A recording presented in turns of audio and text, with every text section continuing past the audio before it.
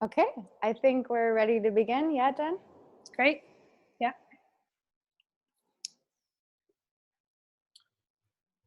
All right, so good afternoon or good morning on the West Coast.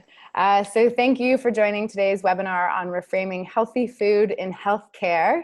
This is the second iteration of a conversation, or actually probably the 20th iteration of a conversation that the Nourish cohort of innovators who are working nationally to reconnect food and healthcare have been having, trying to understand what makes food healthy or supports the health of the patients, residents, and communities that they serve.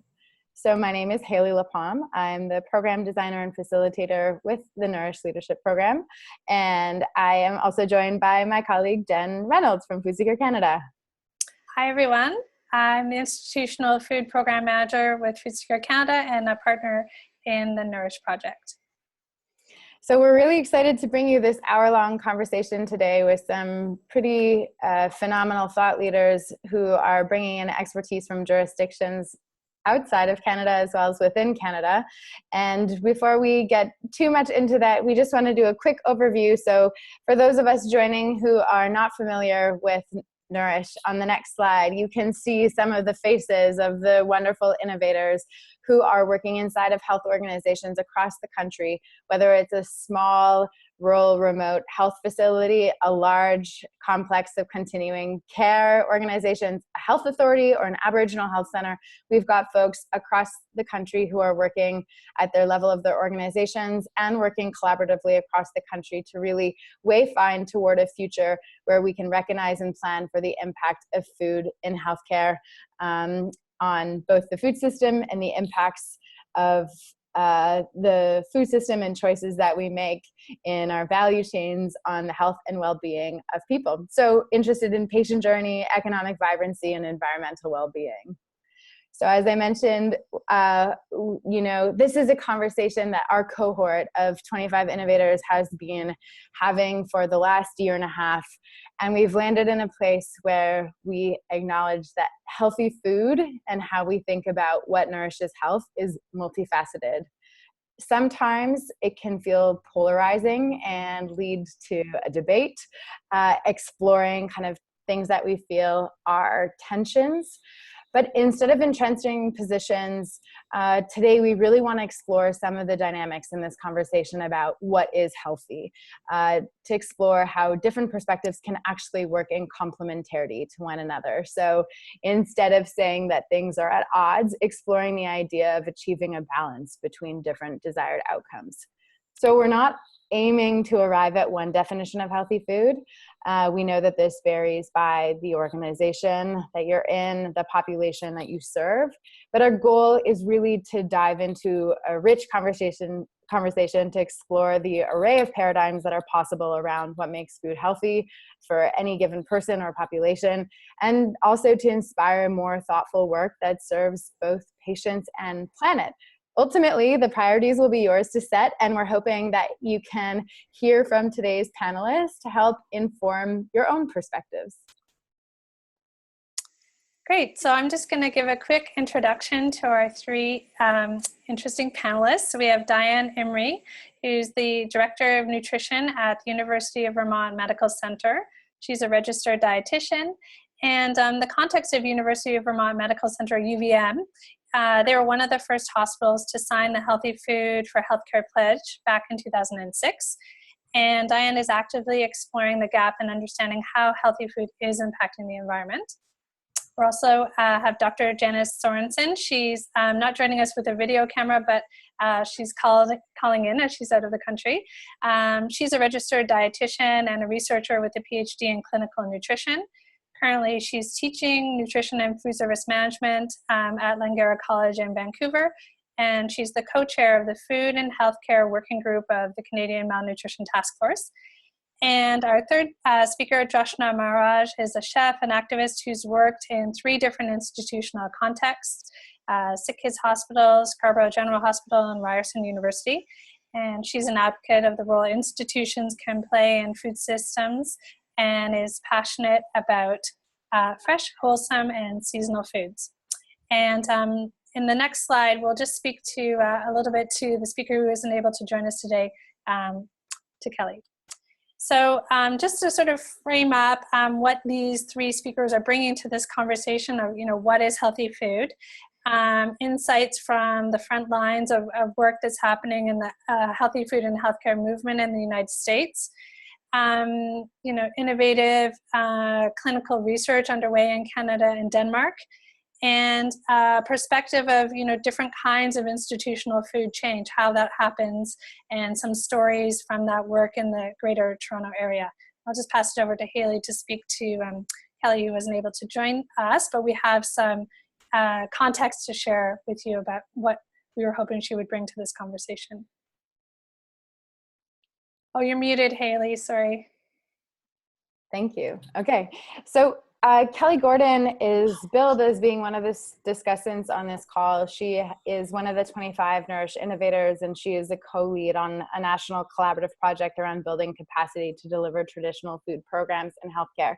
She last minute wasn't able to make it, and this was, this is a moment where we're actually reflecting, she and I, on the struggle that there isn't enough Indigenous voices right now who are working in this space and who have a platform, because those who are working in this space are getting really overwhelmed with requests.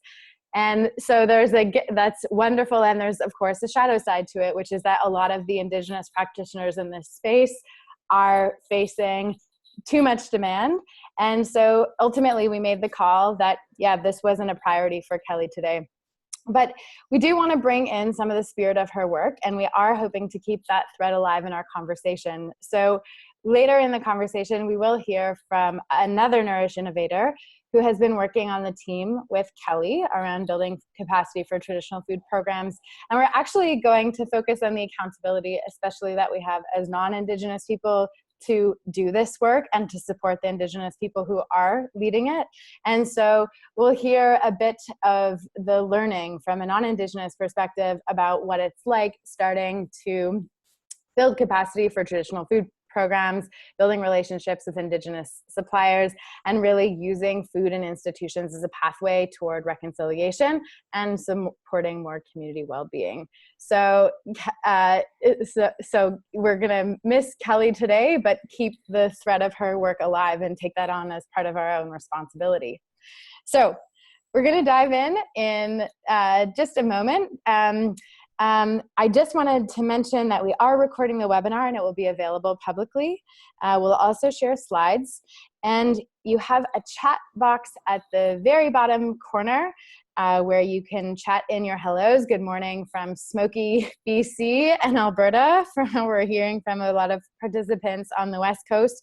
Please do use the chat function throughout the conversation to add questions, which we will get to later.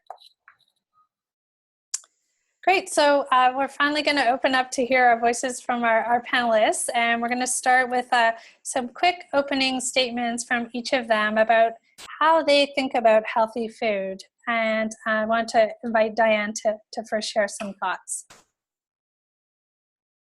Hello, so we think about healthy food in really a broad and holistic way.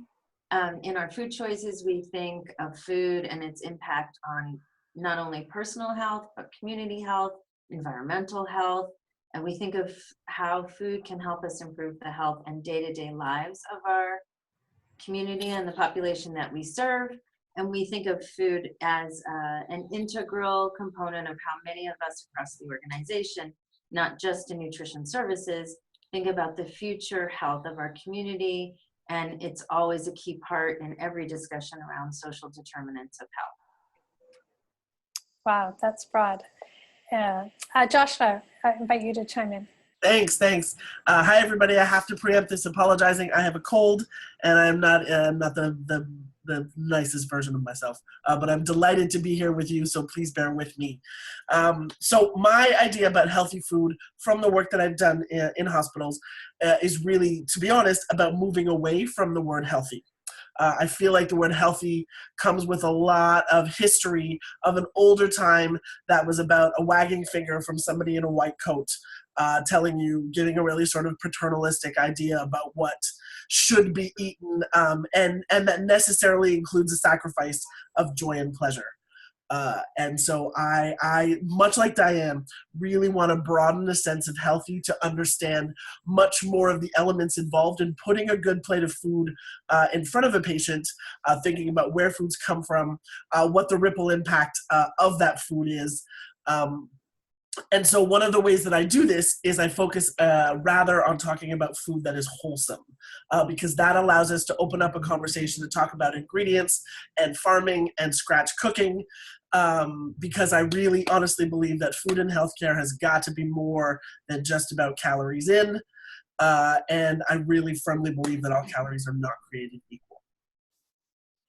Great, thanks, Joshna. Thanks. And Janice, I want to invite you, and I'll try to make a nice segue to showing your photo so that people can kind of connect with you.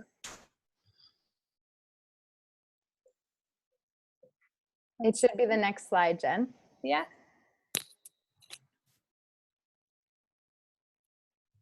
So Janice, I invite you to share your thoughts on this big, broad question. I can't see, perhaps you're muted? Yeah, you're muted, Janice. Let me just There see. we go. I'm unmuted. Great.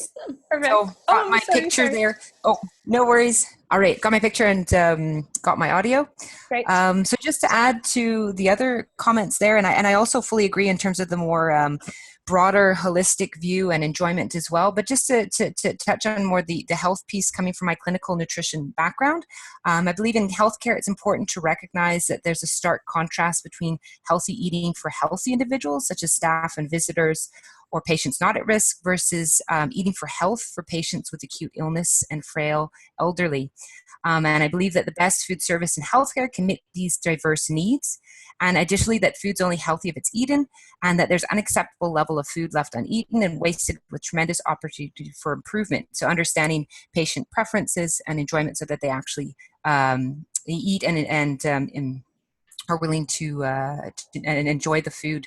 So that aspect of what's conventionally thought of healthy eating as maybe more like Canada's Food Guide in terms of reducing risk of development of chronic diseases and obesity. So we're talking about more whole fruits and vegetables, whole grain, quenching thirst with water.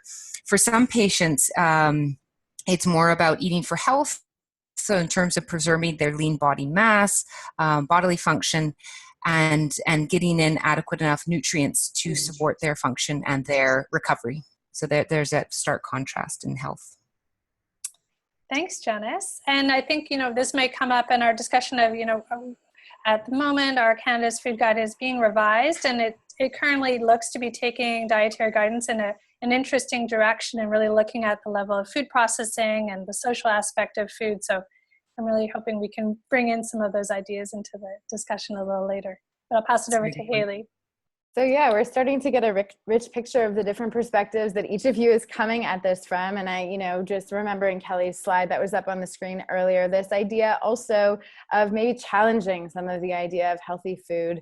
And, she had brought it in from the perspective of seeing how some of the framing around what is healthy actually leading to feelings of around shame of what people should and shouldn't eat. So obviously this is complex. So let's dive into it a bit more. And we want to come back to understanding a bit about, okay, what each of you is working on now and how you arrived at some of the positions that you have and why you believe what you believe. So why don't we go and let's toss it back to Diane, and if you can take us on your journey a bit.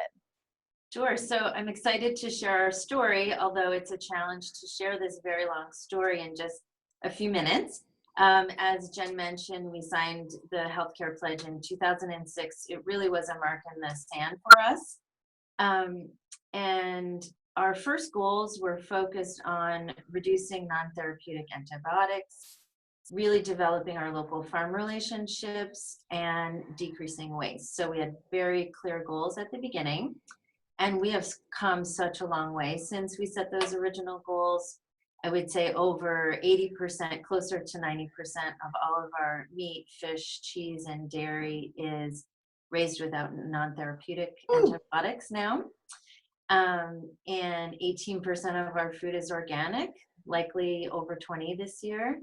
Over $2 million of food purchases go right back into our very small state of Vermont to help Vermont farm producers. And we believe that our biggest health impact is on our employee population, who many eat with us for decades, myself included. Next slide. So in the last several years, as we've really developed our food choices to become, what our goals were, to meet our goals, we've really transitioned our work into our farm community. And so as an example, we participated in an economic study with UVM, and our food purchases help support over 22 jobs in the state. It's a real economic driver if you imagine every hospital doing that. Another example is that this is our photo from Jericho Settlers Farm. We really were missing greens in the winter and wanted to develop that. And so we actually loaned this farm enough funding to put up the greenhouse. They're now able to offer those greens to other people after they paid us back in greens the first year. Next slide.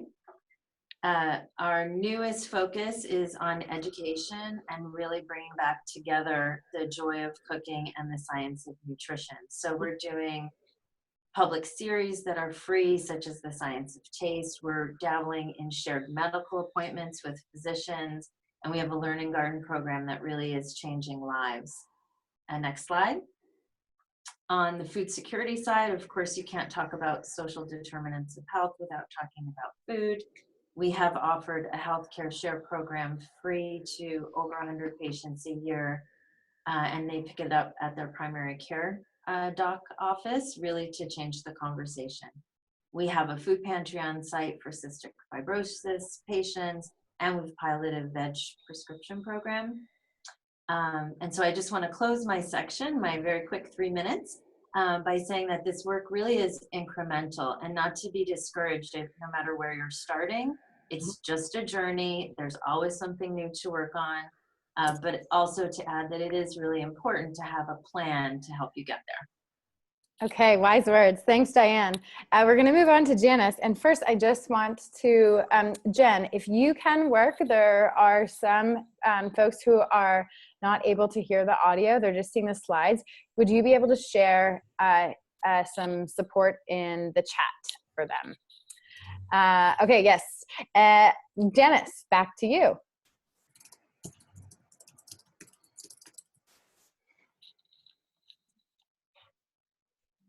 I think, Janice, you're muted again.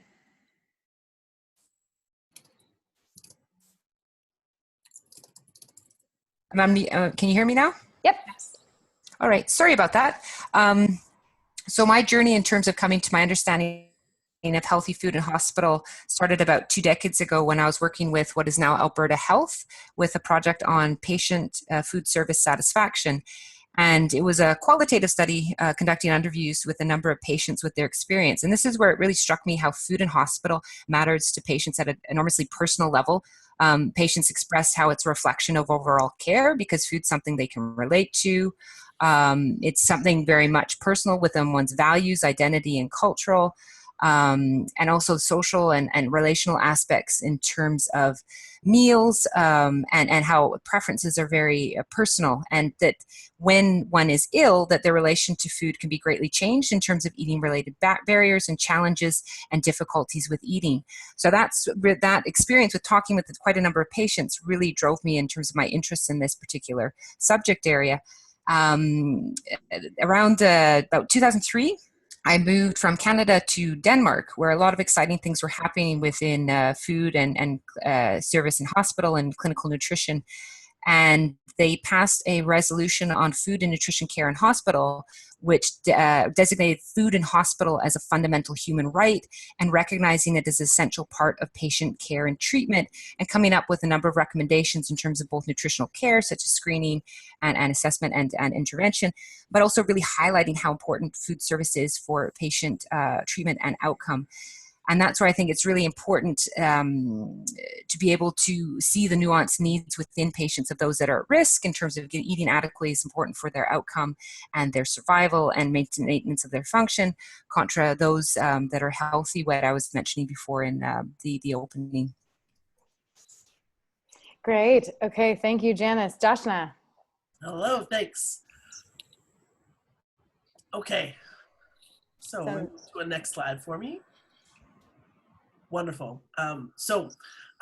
Like I said before, I really think that we need some new metrics for how we talk about healthy food in hospitals. When my first hospital project, the funding that I received to experiment with this was about putting more local food into broader public sector institutions.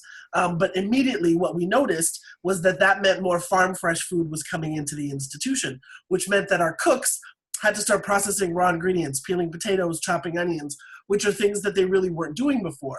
To me, that signaled that more local food meant kind of automatically led us to scratch cooking, which I was delighted about. So I was quite happy to run with this process and sort of follow the domino impact of putting more local food into a hospital menu. And so obviously, as you can see, starting with stocks on the stove, that was to me the most fundamental piece, is let's put whole good food on these plates. And that in many contexts, patients would be better off with 250 mils of really good chicken broth and an apple than a whole tray full of packaged processed food. So really rethinking how we understand healthy to really anchor it in cooking. And good cooking with well-produced ingredients, to me, is sort of became the guiding principle. Next slide, please. So what we learned, particularly because my first project was in Scarborough, which is a very culturally diverse population in the east side of Toronto, there became so many interests and values and ideas that needed to be met with this menu that we were serving. To be honest, it seemed a little bit impossible. But what I have, this list is a collection of sort of values that I've come up with that has emerged for how we have to broaden our understanding about healthy food. So wholesome food, scratch-made food, locally sourced, ecologically grown, culturally appropriate, affordable, and delicious. And for sure, this list is no jokes. And it's not anything that we're going to accomplish in one step.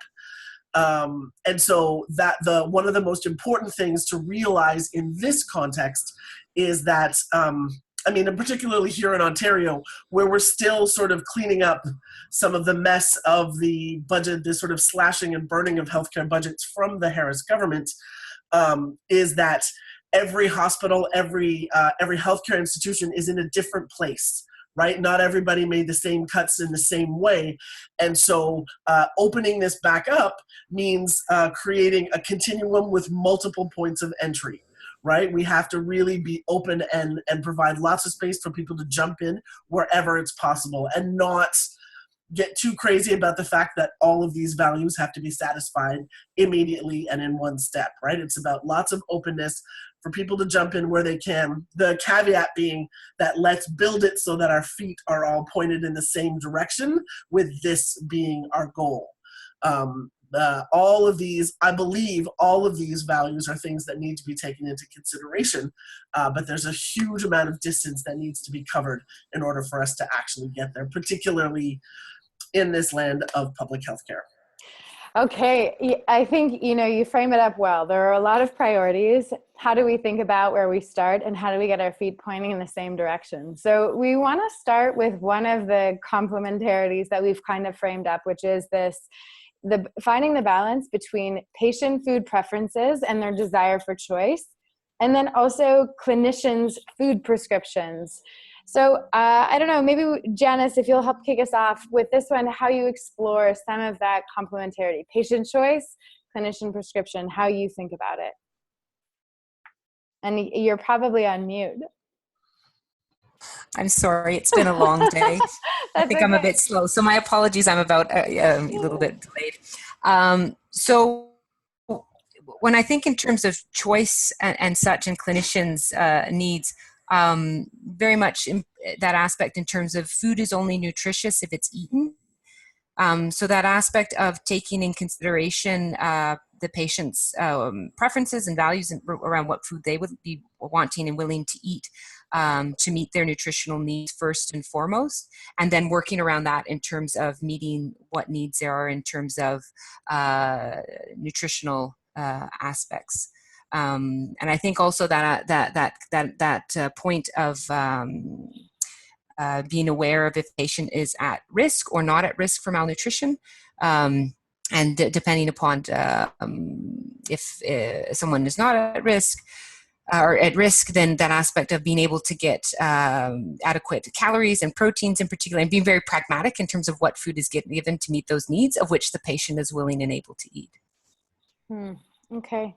Diane and Joshna, feel free to jump in hot pursuit if you want to pick up on any thread there. I think Janice said it well. I do too. And I really do echo the need for the balance between patient choice and nutritional, you know what I mean, and a prescriptive directive about what the menu should look like. To find a nice balance between those two feels to me the best way forward. So then I guess one of the other things that we're thinking about is this, the balance, I guess, between patients' short-term needs for nourishment and then the longer-term opportunity to model healthy eating and care. And, you know, this is something that's come up within the cohort a lot. You know, can we really use mealtime as a moment for doing education about, you know, lifestyle changes or how to source and prepare food in a way that is, you know, nourishing in many dimensions, or do you just need to make sure that they're getting the nourishment they need? So I guess the question is, can you do both? I think you can. I think you can, and my time at Scarborough really taught me, because obviously we all know that on a patient tray, there's a little slip of paper with the patient's name and the menu and what they've been served that day, right? Or at that meal. And what we discovered was that patients would start collecting those little slips of paper and taking them home to use as directives for how they should eat when they go home from the hospital, which to me is an indicator of a beautiful teaching opportunity. Unfortunately, on the ground, currently is what it looked like was an older Southeast Asian man on the hunt for a loaf of Wonder Bread and a can of tuna, right, to put that together, because that's what the doctor said he should have, when truthfully, whatever traditional food that may have been served in his house is something that I would much rather prefer him eating. So the on-the-ground manifestation needs some tweaking, but the opportunity for teaching with the sort of the tray talkers and the notes that go on the trays, I think is very exciting. Haley, it's Diane. I would concur. I learned last week that a dear friend of mine, her father has been in the hospital. He is a chef by trade. The very first and most important thing for him was deliciousness.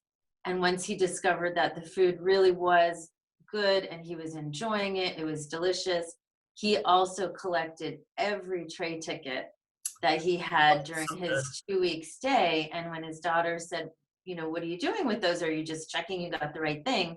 And he said, no, I'm taking them home so I can remember some of these ideas. Wow. So exciting. But I think to add to that point as well, and of what I've observed in practice in Europe, and that there's often multiple sort of broadly used menus beyond just one menu fit for all. I've observed a number of countries where they'll have a menu that's aimed for people who are not at risk or healthy, that is modeled after the National Dietary Guidance for Healthy Eating, like Canada's Food Guide. But then they also have menus for people who are at risk for malnutrition, which is easier to eat, more manageable for those people with eating difficulties, higher calorie, higher protein. So they'd have different offer. And then even sort of a deluxe offer for those that are really, really struggling with eating, where they get ultimate choice and very, very small portions, very easy to eat, and even more concentrated in terms of energy and protein. So that aspect of having food service menus that are responsive to those sort of overarching diverse needs of different patient groups of which they can could model eating from. Additionally, I know in some countries such as Sweden, where they've gone really broad in offering choice and going kind of above and beyond menus in their current changes in practice, and their thoughts are more that straight off offer choice into what people are willing and able to eat and as per their preferences, but providing more support at meals and during meals to help and guide people in making those choices, because that's also more relatable in terms of what people meet in real life in terms of making choices. So there's different ways of looking at it and approaching that I've observed in other countries. I guess as a follow-up, one of the things I'm wondering about is, are there particular kinds of collaborations across staff within healthcare that can help achieve some of, you know, the sweetest mix of outcomes that we want here? So in my experience, I think our nursing staff are our biggest advocates, and so they're the eyes on the ground with a patient from meal to meal. Mm-hmm. And so I think that collaboration is absolutely priceless. And so if you are not serving good food at your hospital to your staff, you lose that advocacy. So I do think that, you know, to Janice's point, you know, it's all about the entire food system at a hospital. And so once our food got much better over the years, our nursing staff are also more inclined to say, I tried that at lunchtime. It's really delicious. Why don't you have a bite? Mm-hmm. Mm-hmm. Mm-hmm. I really think that, if I can jump in, I really think that one of the, ironically, right, the thing that seems to have been removed from hospital food is in fact hospitality, right? And the idea, and that these highly processed trays of really empty food tell patients 3 times a day that they're really not worth any more effort than that. And as a chef, hospitality is my highest priority. And so I think that good hospitality supports everybody around. And really much to Diane's point, when the staff are inspired and have the experience of eating this really good food and being nourished and having the joy and pleasure of eating it, the ripple that is possible, you know, to reach patients is really quite wonderful, right? And that's how we see culture change, I think, right? And that's really how we are going to have a more positive and joyful impact on the patient experience. And myself, like in terms, sorry. Go ahead. Is it okay to add a little bit? With being an educator for people who work in food service and healthcare, you know, I've heard feedback that, you know, serving suboptimal hospital food to most vulnerable groups of people that often ends up in the garbage is a tremendously demoralizing for food service staff and other healthcare professionals. So. Oh, you muted yourself again, Janice. She's got auto mute. Yeah. I mean, that. Sorry, I think I'll end there because I just got a little video, like the BBC, you know, where the baby came in with that. So I'll let my colleagues continue on from there. Jenny, you were going to add something, I think. Oh, just there was a question posed in the chat, just building on this, the point that Janice brought up. So I just wanted to phrase that question for the other, for Janice to speak to again, and with avoiding your BBC moment, is how to deal with this, offering a wide variety of choice in the hospitality piece and managing the waste challenges you might have at the production end. So just wondering what your thoughts are around that dynamic. If Janice isn't available, yeah, jump in, Diane. I can jump in. Yeah. So in 2006, we switched to a room service system, and in terms of waste, we decreased our waste by about 20%, which we didn't have to decrease our food dollars by 20%. So that automatically allowed us to improve our food purchasing. And so our room service menu is based on the Mediterranean guidelines plus. And so as I describe it, everyone gets the same room service menu, and then they get an insert if they are gluten-free or need to do carb counting or are on a high protein diet. And so it's our basic menu plus specialization to their needs. And I think that is, and as well, we have a daily chef special for lunch and dinner. And so I think the control is in having many of the same products on the line every day. You can get really good at waste control, but also offers the biggest variety to patients. I'm just thinking of it was just up at the White Horse Hospital the other week, and I saw when they're managing kind of this complementarity, they have a really robust traditional foods program run by Leslie Carson and Laura Salmon, working closely with the First Nations Health Program. And there they're looking at how they adapt traditional recipes to suit the dietary needs of patients that, you know, whether they are, depending on whatever their dietary needs are.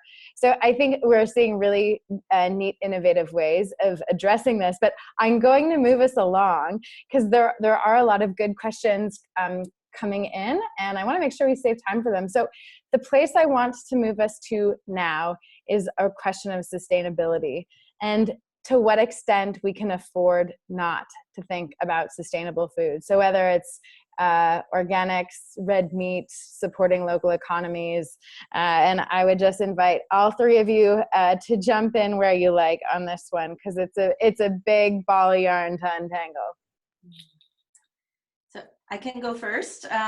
This was my special question, I think. So I would start first with our farm community. So if anyone's on the call today is familiar with Vermont, we have a vibrant farming community, and it really ties to the values of our state, of the state of Vermont. And I think, how could we afford not to invest in that community? So I think about how they help our community with clean air, clean water, good jobs, green space. And I think that is just tied directly to our mission as a health provider.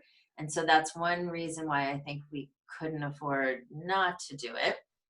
And then the other thing I think about is around our culinary medicine program and population health, and thinking about many, and I know Joshna knows this as well and has this experience, many of the skills of cooking have been lost, and people sometimes don't recognize whole foods. Yep. And so when I think about one new habit at a time is how we create health, how could we not be investing in that as actually the cheapest insurance that we have as, a health network? So those are the couple of thoughts. And obviously there's the antibiotics issue and the organic and pesticide issue, but downstream, I'm thinking in the bigger picture, we can't afford not to move in this direction. Yep. I see Joshna nodding her head. Yeah, I agree completely with Diane. And again, to echo some of the stuff I've said before, I think that it's really important to take some of the pressure off to say that this does not have to happen in one move all at one time. Right? It really is a more gradual process, and you find easy wins and low-hanging fruit. But really, getting back to the sort of hospitality connection, to me, this is about rebuilding the chain of all of the human hands that are involved in moving food from field to kitchen to table. Right? We cannot actually afford to exist in this world where big agriculture, and agri-food just sort of meets the needs of cash-strapped administrators to plug in, food that is, that is not sustainable, right? The future, the writing is on the wall. What brought us to this point in our history is not what's going to take us into the future. And there is so much more opportunity for rebuilding our communities and for the institution to play a really integral role in supporting that. That I have learned a lot, and I'm sure Diane can tell us so much about what's happening in Vermont that way. Janice, are you? Yes, I'm back. I'm sorry I got interrupted there. I had a little one that came in that I had to go escort back to my mother-in-law. But so when I think in terms of sustainability, and a project that I worked on was looking at food waste and how a tremendous amount of food ending up in the garbage. And that's where I think it's really important to have perspective in terms of the food being served, of what's being eaten and what's being set in the garbage and from what patients, and to have a little bit more that aspect in terms of patient involvement, in terms of food choice, and getting portions that are manageable for them to eat, depending upon their eating related abilities, so that regardless of where the food's coming from, that it's not ending up in the garbage.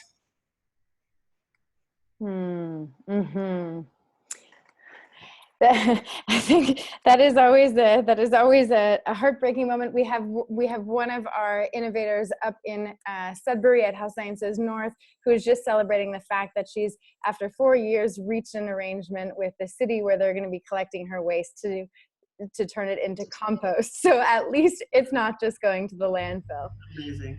Yay. Okay, so I think I just want to ask for Jen's help to promote some of our participants to speakers as we move on to another question. And then I'm starting to collect the audience questions that are coming in. And I think the way we'll do those questions is I'm going to see if we can put them all up on the screen and all the speakers can choose their favorite one to answer. But I do just want to come back to the question about traditional foods. We're obviously in an era of reconciliation that has put a lot of demand on the time of Indigenous people who are leading work in this space to come out and support as those of us who are not Indigenous are doing the wayfinding to figure out how we do a better job of offering culturally safe food and, address the truly staggering health gap that there is between Indigenous and non-Indigenous people, which, in Canada there's a 10-year difference in life expectancy. So, as I mentioned, this is something that we're really interested and committed to working on within Nourish. And I would like to invite some of the innovators to speak to the innovators within the cohort to speak to some of their own experiences in learning and how to advance this work. So Jen, are we ready? Do we have Yeah, I've just promoted Dan and Cathy to Okay. panelists, so I don't know what you see on the other end as attendees, but they'll just need to unmute themselves. But I can see Cathy now. Perfect. And I can see you, Dan. So you just down in the bottom left, just unmute yourself to introduce yourself and to respond to Haley's question.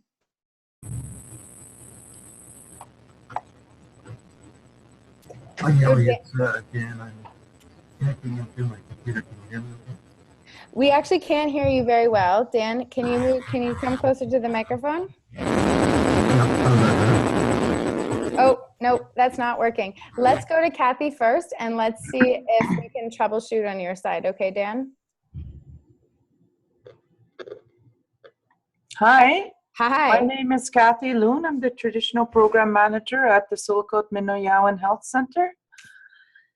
At the Sulcot Minoyawan Health Center, we are able to serve uninspected wild meat and game and berries, excuse me. We have special legislation that enables us to do so, and we work with hunters, gatherers, tourist operators here, as well as the various summer activities such as the local fish derbies and Ministry of Natural Resources to get uninspected wild meat such as fish and moose. And we're able to serve approximately 100 trays per week. In hospital, we are a 60-bed facility. We serve about 25 to 30 meals trays per week to our inpatients, about 20 trays to the extended care facility, and about 50 trays to our adjoining hostel here, which is where some of our patients have to stay when they're waiting for other appointments.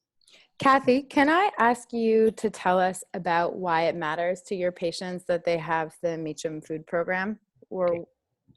Okay. About 90 to 95% of our patients are Anishinaabe, Ojibwe, Oji Cree, and Cree from our northern communities. Most of them come from fly-in communities. And a lot of our patients are long-term care patients that stay within the hospital because we don't have enough long-term care beds.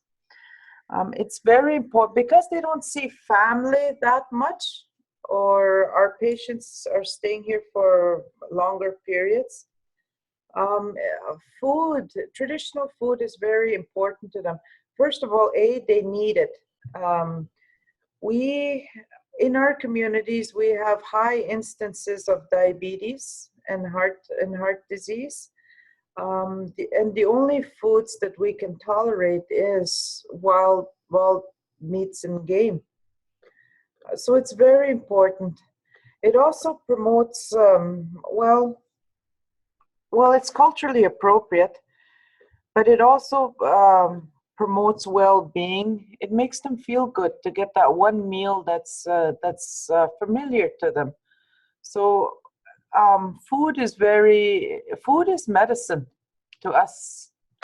And that's why we worked so hard to get this special legislation to be able to serve uninspected wild meats and games.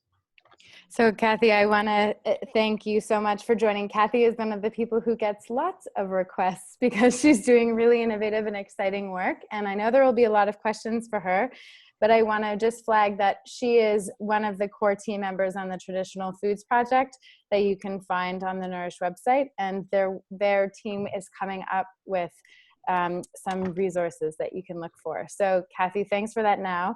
I'm going to go over to Dan and let's see if we can hear Dan from Thunder Bay a bit better this time. Hi, Naomi. Is it working out?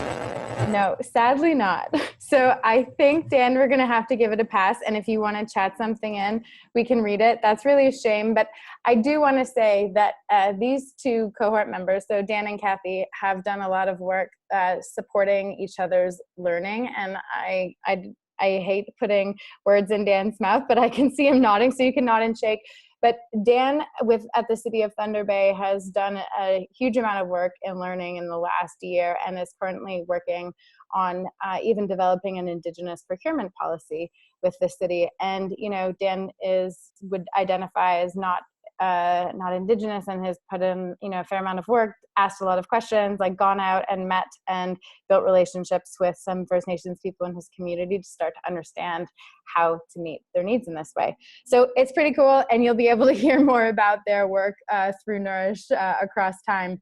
But what I'm going to do now is I want to bring it back to the speakers that we've got on board, and I'm actually going to maybe try to do something a bit risky, and I want to share, Jen, if it's okay with you, my screen and some of the questions that I have just been collecting from participants, and then make an invitation that any of the panelists can answer the questions that they see up on the screen. So I'll read some of them, and I want to thank you folks for sharing these with us. So we had Zoe Brenner saying, how can facilities offer this wide variety of patient choice while also avoiding offsetting wastage? I think we touched on that one a little bit. Courtney Wilson from Brantford has a question about how clinical staff affect food quality when it's being provided by an external or for-profit company. Carol Lajoie is sharing some of their success and soon-to-be numbers they have from having implemented room service in Edmonton at the Misericordia Hospital. Maria Zhu asks, what about fresh, not frozen options like Steamplicity, which includes room service choice? I realize the concept of microwaved food might not be appealing to some versus freshly cooked, but in terms of variety of options, this might be easier. So let's start there. I'm going to invite the discussants just to in turn pick a question you want to speak to. So Joshna, I see you nodding your head again. What's your question? And you can jump in. Yeah, thank you. I'd like to respond to Courtney Wilson's question about working with a third-party operator. I'm super familiar with this, albeit in the educational context, but I can tell you that I really firmly believe that the only way that you are going to be able to leverage or to impact some change with a third-party operator is to leverage the contract. Now, I realize that that's not an easy thing to say because some people are tied into very long contracts with no room for negotiation. But when you change the ask is the only time when these operators will change their plan, right? They're unfortunately, right, these folks are not the ones to be left in charge of leadership and vision. But in my experience, working really closely with the team at Compass Group, that when we reframe the ask and we put different metrics to the kind of food that we were requiring to be served to students on campus, they changed it was the first time that they actually changed how they were sourcing and supported different ideas around cooking. And so really, I think that this requires some mega support from administrative offices in your institution, and to say, look, as a hospital, we think this is what is important to us. This is how we want to serve patients. These are our values and the kinds of foods that we want to serve. And that needs to trickle down into the ask that goes to a third-party operator. Just leaving them and outsourcing it completely and leaving them to do all of the sort of turnkey food service operation it's not a good idea. And it's not what's going to take us into the future. Okay, thank you. So we're getting it into our contract. I see Dan nodding his head. Dan is the co-lead on one of the Nourish projects that is working with a legal team and a social procurement team to write language to advance more values-based procurement. So I think there's a nice synthesis, or we're hearing what you're saying, Joshna. Okay, let's go to Diane. Just to add to Joshna's points, I would say that on the Healthcare Without Harm website, there is a contractor pledge. Yes. And so if you're already in a contract and you have to wait a little while to get out of that contract, the contractor pledge is a good place to start. And I would also add, you are the customer, and so bringing a customer group together can often have impact mid-contract. And I would suggest some physicians, some PT, speech therapists, dietitians. They can be a pretty weighty group to deal with, and so it just takes someone to lead that group. So I can address the production and microwaving kinds of questions just briefly, if that's helpful. So how we reduced waste on the room service menu, and our room service menu is on our website. It's easy to find. And so we have about 20 different entrees, give or take, on any day. And we just pay attention to PARs. And it's very simple. It's the same way that restaurants do it. We have very, very little waste because things are being cooked to order for the most part, other than soups and stews, mashed potatoes that hold really well. But otherwise, it's the same menu all day. It's the same menu the next day. And so if you had it on your assembly line today and it stays chilled, you just use it tomorrow. So that's kind of the concept in how you reduce production and waste. And on the microwaving comment, I would suggest for those very quick ordering options that you investigate a Turbo Chef, or I think another name for that is Mary Chef. It's really an amazing little compact oven that is a much higher quality outcome than a microwave, but you keep it right on your line and you can serve things, baked potato in, I think, 45 seconds. Thank you. Okay, we'll have Janice's pick up the questions next. I do just, before we go there, I wanted, there are some questions about cost coming in. I want to share, so Dan shared the City of Thunder Bay is at a 37% local food spend with no budget increase. There are a number of facilities who I know have been able to do cost neutral increases, say local food is your criteria, by looking for local alternates. I think working with seasonality has been a major piece. So, hearing from, I'm not going to remember the site now, but one that decided they were going to stop serving strawberries and tomatoes in January. And by going to a more seasonal menu with they were able to achieve some of their sustainability values in a cost neutral way. But Janice, over to you. All right. Oh, and I'm actually unmuted this time. Nice. So some of the comments that perked my my attention. So I think it was Zoe that asked, how can facilities offer a wide variety of patient choice while also avoiding offsetting wastage on production end? And I thought it was great how the comment from Carol at the Misericordia sharing how they have their room service they recently implemented in May, seen a significant reduction in both production and patient food waste. And I know there's other studies showing that as well. So I'd just like to give shout out to the Misericordia Hospital that program they've implemented sounds really quite exciting, and great to hear that you're seeing reduction in food waste. Also, I think from Zoe, there's a comment in terms of conflicts during meal times and any guidelines surrounding this. And I know the UK has done a lot of work for mealtime and some programs that they've developed there. And I know there's also some colleagues in Canada that have implemented programs like protected meal times as such. And I think there were some comments talking about political type stuff. And just to mention that with the work that I'm doing with the Canadian Malnutrition Task Force, a working group in food and healthcare, that we're looking at current practice and potential development of within food in hospitals. And I think that's maybe an exciting way to go in terms of getting political influence on this topic. A colleague maybe has some input on there as well. Or Great. Okay, so we've got a few minutes left. I do just want to flag that Cathy Loon from Eniawan is answering some questions in the chat about accessing wild game and berries. So read what she's writing if that was one of the questions of interest to you.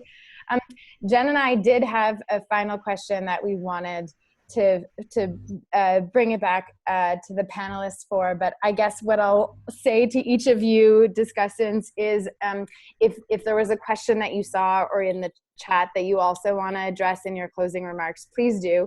But the one from Jen and I would be, what evidence should we focus on building or looking at in order to, I'll use Joshna's language, get our toes pointing in the same direction to move this conversation forward? Janice, let's start with, or Diane's ready, so go for it, Okay. Diane. I was thinking, just to comment from the start, we don't need to build a body of evidence around good nutrition. That is obviously available in volumes. So things that we've been thinking about in terms of evidence is, does a patient have knife skills? Do they have a cutting board? How is their confidence level in the kitchen? When you start talking about healthy foods, you see a decrease in soda consumption, increased number of meals made at home. These are the things that build the evidence for long-term good habits. And so I'm really interested in storytelling around that and capturing those patient stories that really share the joy of good food. Wonderful, thank you. My God, Diane, I want to hug you. I love hearing that. That's so great. If I could jump in briefly here, I get asked a lot about producing academic proof that local food is in fact more nutritious, right? That comes up over and over and over again. And truthfully, there's no real tangible qualitative stats around this at all. And the real truth is, I would actually like to encourage us not to turn off our own wisdom about this, right? We all know that sick people should be fed good quality food. We know that highly processed packaged foods that are curiously non-perishable are not what patients need to get better. And I really think we can take a lead from Indigenous communities here, remembering that food is in fact medicine and that the land has everything that we need to support nourishment and wellness, right? We know that well-grown ingredients that come from the land, that are cooked with care and attention, with human connection, are in fact the things that we need to be serving to patients. And so I would really encourage us to rethink what is evidence of a better state, right? To think about more well-nourished communities, and the fact that the wisdom around this already exists within us, and that academic papers and charts and graphs are not actually going to take us any further down the road than we are right now. Janice. all right, well, that's quite a lot to work from. Let's see. So I think some of my final thoughts in a bit with the discussion there is I think it's really important to take a starting point from patients and their preference and values in foods that they're willing and able to eat.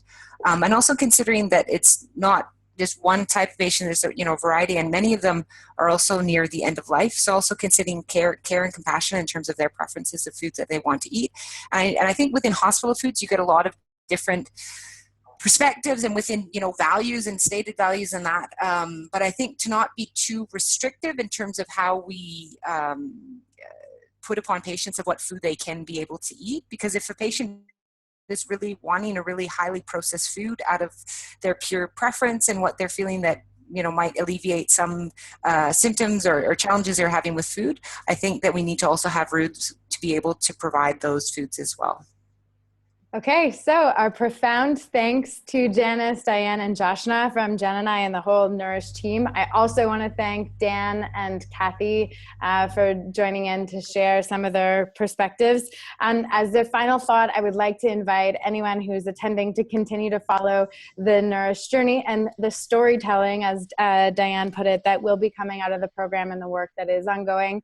I do also want to make an invitation that dates to be announced in the spring of 2019. We will be hosting a capstone event in Ontario that will feature the best of the learnings in success, failure, and the experiments that are coming out of the Nourish cohort. It will be a public event, and we would love to have your energy there. So dates to be confirmed. Make sure you're on the Nourish mailing list to get the date, but it's looking like it might be May 2019. Jen, I think does that cover it? That's it. Just again, a warm thanks to everybody who are panelists and all the attendees. And I apologize, there were questions there that are going to remain in that chat box, but I think it's a thread. This is really great. Hopefully the start of a conversation and engagement with you in this journey to transform and make connections between food and health. So just really pleased and hoping we can continue to have a dialogue. Have a wonderful rest of your day, everyone. Wonderful. Thank you. Thank you, everyone. Thank you. Thank you. Dan, I'm sorry that the audio never worked out.